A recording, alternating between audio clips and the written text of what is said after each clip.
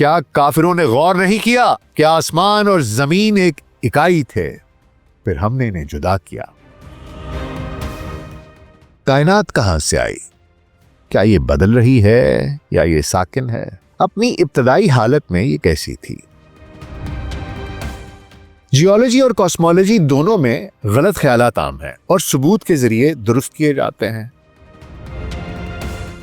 ایسی شخصیات جنہیں مذہبی وکیل کے طور پر نہیں بلکہ بین الاقوامی سطح پر اپنے متعلقہ شعبوں کے ماہرین کے طور پر جانا جاتا ہے، جو بات قرآن کریم کے ساتھ ان کے رابطے کو غیر معمولی بناتی ہے وہ اتفاق نہیں بلکہ سیاق و سباق ہے۔ ان تینوں میں سے ہر ایک نے ان آیات کا جائزہ لیا جو براہ راست ان کے شعبوں سے جڑی بنیادی سوالات سے تعلق رکھتی تھیں۔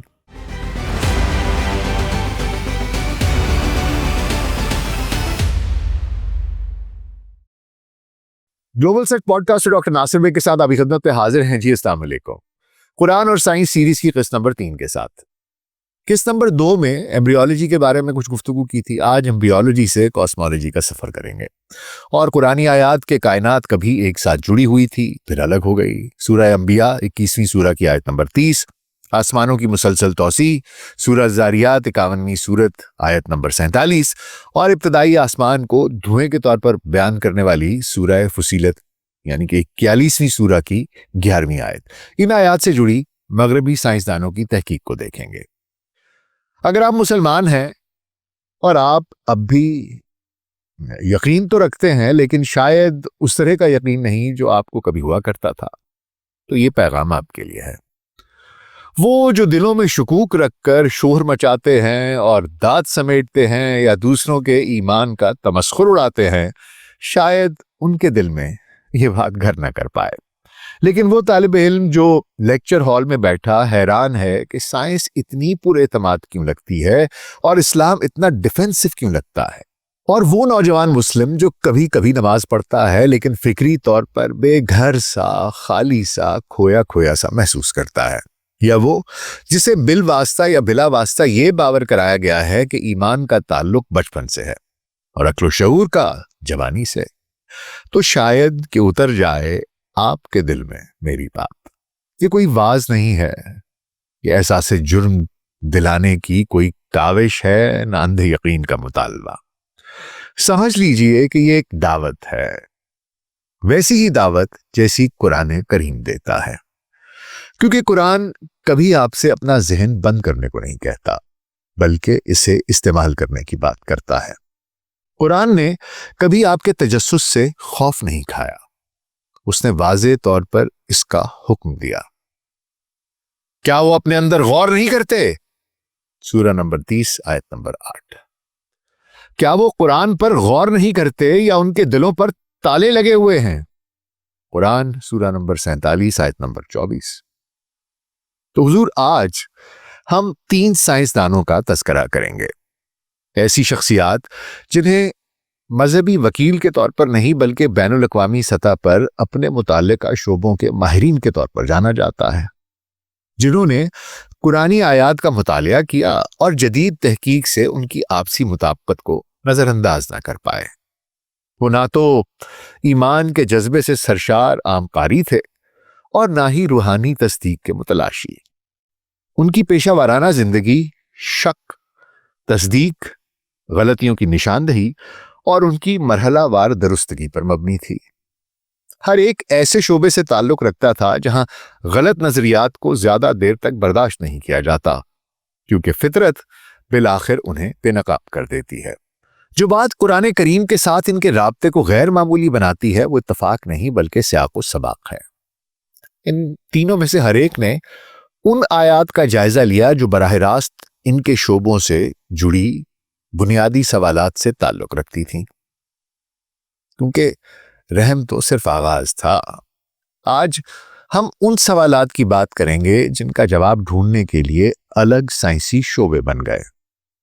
کائنات کہاں سے آئی؟ کیا یہ بدل رہی ہے یا یہ ساکن ہے؟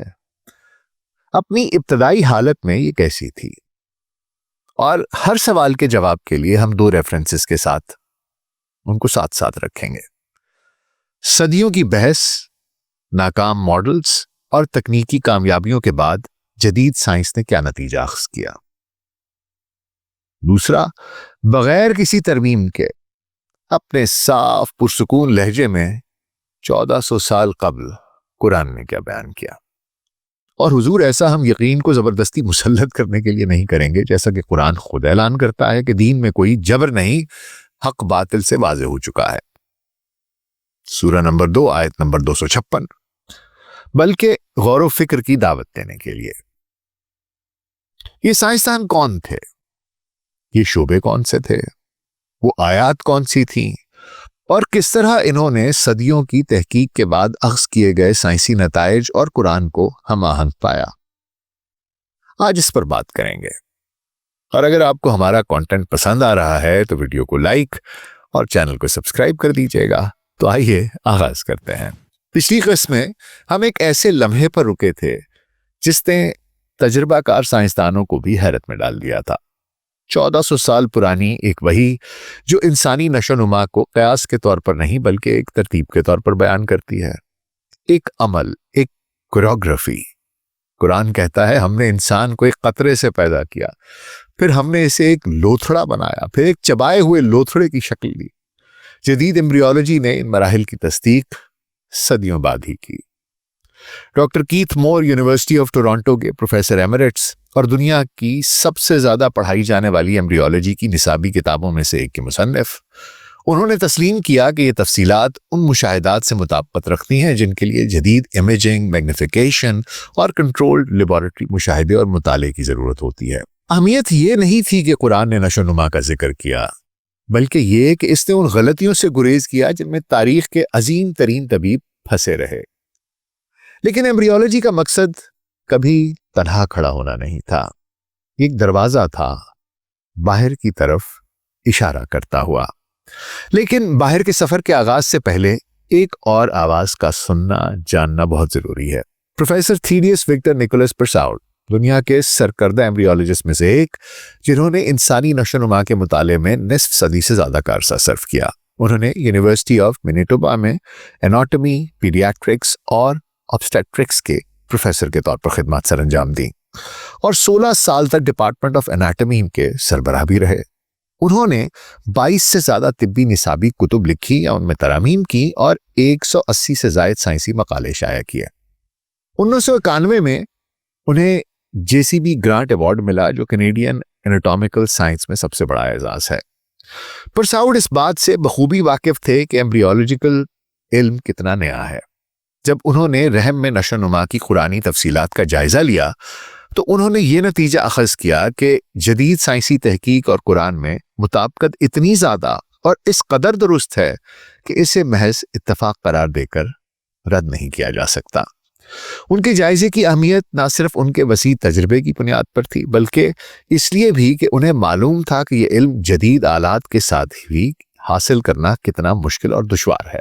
پرساؤڈ سمجھتے تھے کہ درست ایمبریولوجیکل سٹیجنگ کے لیے کنٹرول لیبارٹری ماحول، معیاری نشو و نما کی ٹائم لائنز اور ہزاروں نمونوں کے درمیان موازنے کی ضرورت ہوتی ہے، اور اس سب کے باوجود جدید نصابی کتابوں میں مسلسل ترامیم کی جاتی رہی ہیں۔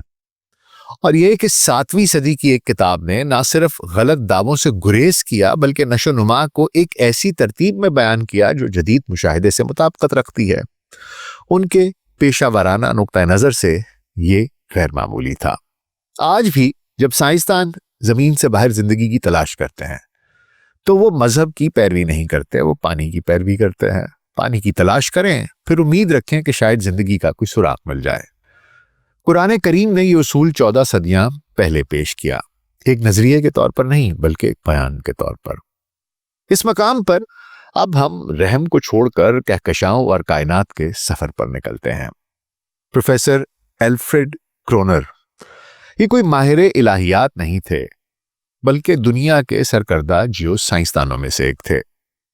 مینز جرمنی میں جوہانس گٹنبرگ یونیورسٹی کے پروفیسر اور زمین کی ابتدائی پرت کی تشکیل پر ایک عالمی اتھارٹی۔ کئی دہائیوں تک کرونر نے افریقہ، ہندوستان اور یورپ میں فیلڈ ریسرچ کی، براعظموں کی ابتدا اور سیارے کی ابتدائی تاریخ پر سینکڑوں مقالے شائع کیے ان کا کریئر دراصل اس دور پر محیط تھا جب بگ بینگ کاسمولوجی قیاس آرائی سے نکل کر سائنسی اتفاق رائے کی حدود میں شمار کی جانے لگی تھی۔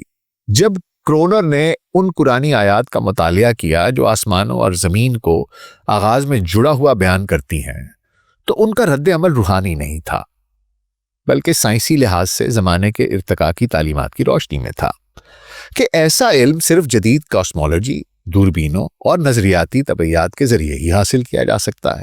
ان کے نقطۂ نظر سے یہ معاملہ عقیدے کا نہیں تھا۔ دراصل کرونر اس سائنسی انقلاب سے گزرے تھے جس نے ابدی کائنات کے ماڈلز کو الٹ دیا تھا۔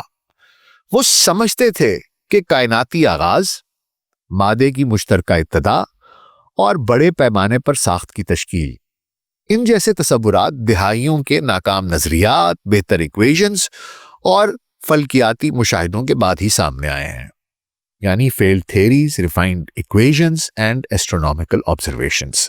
جیولوجی اور کاسمولوجی دونوں میں غلط خیالات عام ہیں اور ثبوت کے ذریعے درست کیے جاتے ہیں۔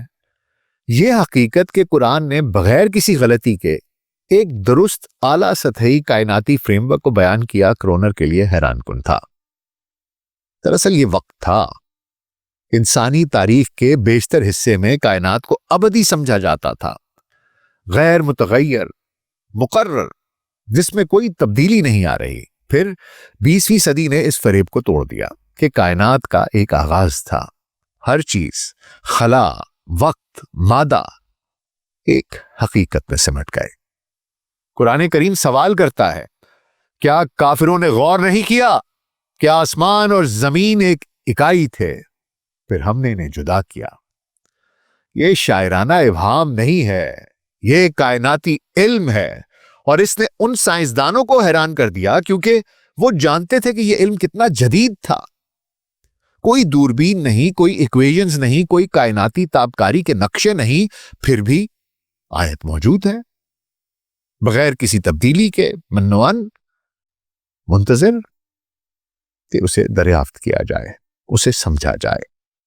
1929 میں انسانیت پر یہ حقیقت آشکار ہوئی کہ کائنات ساکن نہیں ہے، یہ پھیل رہی ہے۔ یہ کائنات ابھی نا تمام ہے، شاید کہ آ رہی ہے دمادم صدائے کن فیکون۔ آئنسٹائن نے خود اس خیال کی مزاحمت کی کہ نئی کائنات ساکن۔ پھر ثبوت سامنے آئے۔ قرآن مجید کہتا ہے، اور آسمان کو ہم نے قوت سے بنایا اور بے شک ہم اسے پھیلا رہے ہیں۔ پھیلا ہوا نہیں، پھیلا رہے ہیں، یعنی یہ عمل جاری ہے۔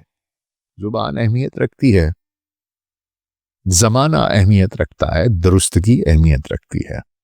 پھر ایک اور سائنسدان اسی نتیجے پر پہنچا، پروفیسر یوشی ہائیڈ کوزائی، جاپان کے سب سے ممتاز ماہرین فلکیات میں سے ایک تھے اور جدید فلکیاتی میکینکس کے مرکزی معمار تھے۔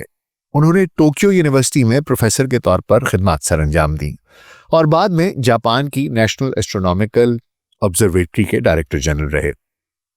1962 میں انہوں نے اپنا بنیادی کام شائع کیا، جسے اب کوزائی میکانزم کے نام سے جانا جاتا ہے، ایک اصول جو آج بھی سیاروں، چاندوں اور بیرونی سیاروں کے نظاموں کی حرکت کے ماڈل بنانے کے لیے استعمال ہوتا ہے۔ کوزائی نے قرآنی حوالوں میں ابتدائی کائنات کو دھوئیں سے تعبیر کیے جانے والی جو آیات ہیں ان کی تحقیق 1965 کے بعد کے کائناتی علم کی بنا پر کی، جب تابکاری کی دریافت کے بعد بگ بینگ کی تصدیق کی جا چکی تھی۔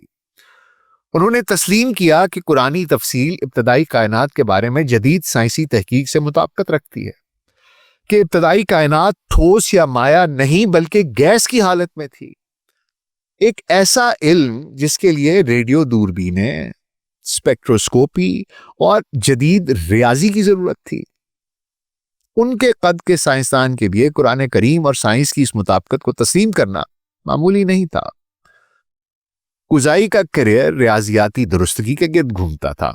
فلکیاتی میکینکس ایک ایسا شعبہ ہے جس میں اپروکسیمیشن یا شاعرانہ آزادی کو برداشت نہیں کیا جاتا۔ چھوٹی سے چھوٹی غلطیاں جمع ہو کر کیٹاسٹرافیکل میتھمیٹیکل ایررز ثابت ہو سکتی ہیں۔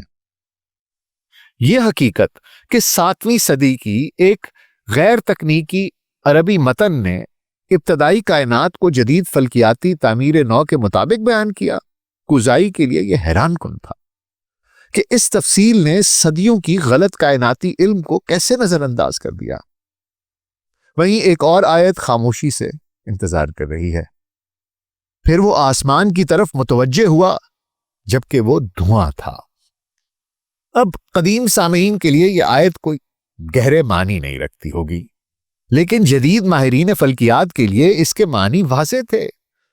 بگ بینگ کے بعد کائنات گرم مبہم گیس کے طور پر موجود تھی، کوئی ستارے نہیں، کوئی سیارے نہیں، صرف دھواں۔ قرآن کریم نے وضاحت نہیں کی، اس نے بحث نہیں کی، اس نے صرف بیان کیا۔ سائنس جن حقیقتوں کی دہلیز پر صدیوں بعد ہانپتی کامتی پہنچی، قرآنی آیات پہلے سے دروازے پر اس کی منتظر تھیں۔ یہ اتنا اہم کیوں ہے؟ کیونکہ قرآن کریم خود اس طرز کی تحقیق کا حکم دیتا ہے۔ یہ مشاہدے، استدلال اور سوال کرنے کو اخلاقی ذمہ داریوں کے طور پر پیش کرتا ہے، نہ کہ فکری آسائش کے طور پر۔ بار بار یہ انسانیت کو اندھی تقلید کی طرف نہیں بلکہ غور و فکر کی طرف بلاتا ہے۔ بے شک آسمانوں اور زمین کی تخلیق میں اور رات اور دن کے بدلنے میں عقل والوں کے لیے نشانیاں ہیں۔ سورہ 3 آیت 190۔ اور وہ تمہیں اپنی نشانیاں دکھاتا ہے تو تم اللہ کی کن کن نشانیوں کا انکار کرو گے؟ سورہ 40 آیت 81۔ کہو غور کرو جو آسمانوں اور زمین میں ہے۔ سورہ 10 آیت 101۔ کیا وہ غور نہیں کرتے؟ کیا وہ غور نہیں کرتے؟ کیا انہوں نے نہیں دیکھا؟ یہ محض بیانات نہیں ہیں، یہ فکری احکامات ہیں۔ قرآن مشاہدے کو عبادت کا عمل قرار دیتا ہے، سوچ کو عقیدت، کیونکہ ایمان کا مقصد آپ کی عقل سے لڑنا نہیں ہے، اس کا مقصد اس کے ساتھ ہم آہنگ ہونا ہے۔ قرآن کریم کہتا ہے ہم انہیں اپنی نشانیاں افق میں اور ان کے اندر دکھائیں گے یہاں تک کہ ان پر واضح ہو جائے کہ یہ حق ہے۔ سورہ 41 آیت 53۔ آسمان میں اور آپ میں، آسمان میں اور آپ میں۔ جتنا زیادہ سائنس حقائق کو بے نقاب کرتی ہے اتنا ہی زیادہ ایمان سے ہم آہنگ ہوتی جاتی ہے، کمزور نہیں، مضبوط۔ کیونکہ فطرت کو یاد ہے یہ قرآن سائنس سے مقابلہ کرنے کے لیے نازل نہیں ہوا، یہ ہمیشہ کے لیے قائم رہنے کے لیے نازل ہوا ہے۔ قرآن میں آپ سے کبھی عقل ترک کرنے کو نہیں کہا گیا، آپ سے اسے پوری طرح استعمال کرنے کو کہا گیا ہے۔ اگر آپ اس لیے دور چلے گئے ہیں کہ آپ نے سوچا کہ اسلام علم سے ڈرتا ہے تو واپس لوٹ آئیے۔ اگر آپ اس لیے بھٹک گئے ہیں کہ آپ کو بتایا گیا ہے کہ ایمان قدیم ہے تو واپس لوٹ آئیے۔ اور اگر آپ کو شک ہوا کیونکہ کسی نے کبھی آپ کو نہیں دکھایا کہ یہ کتاب در حقیقت کتنی گہری ہے تو واپس لوٹ آئیے۔ بے شک اس میں ان کے لیے نشانیاں ہیں جو غور و فکر کرتے ہیں۔ سورہ 16 آیت 11۔ نشانیاں ہمیشہ موجود تھیں، سوال اب یہ نہیں کہ آیا نشانیاں موجود ہیں، سوال یہ ہے کیا آپ انہیں ڈھونڈنے کی دوبارہ کوشش کریں گے؟ اپنا بہت خیال رکھیے گا، شکریہ۔